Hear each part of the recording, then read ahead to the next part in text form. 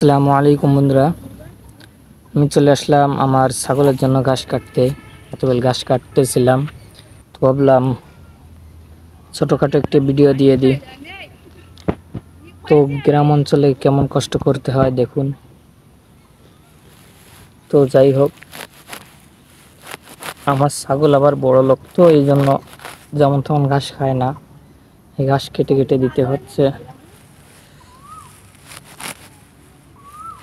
তো যারা গরু ছাগলের খামার আছে তারা জানে যে গরু ছাগল পুষলে কেমনটা কষ্ট হয়। তো আমি বিকালবেলা আসলাম। বিকালবেলা আসলে সুবিধা হচ্ছে রোদ কম থাকে, এই জন্য ঘাস কাটতে সুবিধা হয়। তো বেশি না, আমার প্রতিদিন বিকালবেলা একবার ঘাস কাটলেই হয়ে যায়। ঘাস কাটতে বেশি সময় লাগে না, 5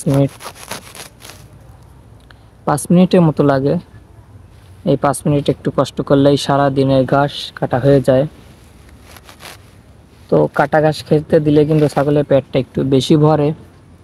ছাগল বেঁধে বেঁধে রাখলে অত সহজে পেট ভরতে চায় না, কারণ তারা ছিঁড়ে ছিঁড়ে খাবে, একটু সময় লাগে। আর ছিঁড়া ঘাস যখন দেওয়া হবে তখন কিন্তু নিজেরাই খেয়ে ফেলবে।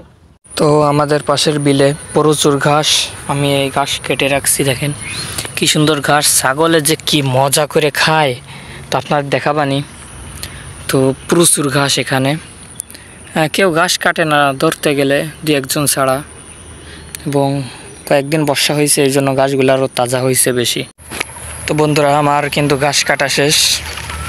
এখন দেখেন বাসায় নিয়ে যাওয়ার পরে ছাগলে কিভাবে খায় সেটা আপনাদের দেখাবো।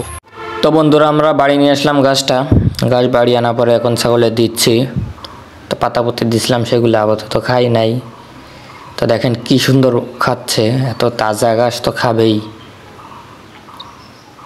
তো এইভাবে বেশি দিন না, কয়েক মাস খাওয়ালেই এর পেটে বাচ্চা চলে আসবে ইনশাআল্লাহ। আসসালামু আলাইকুম ওয়া রাহমাতুল্লাহ।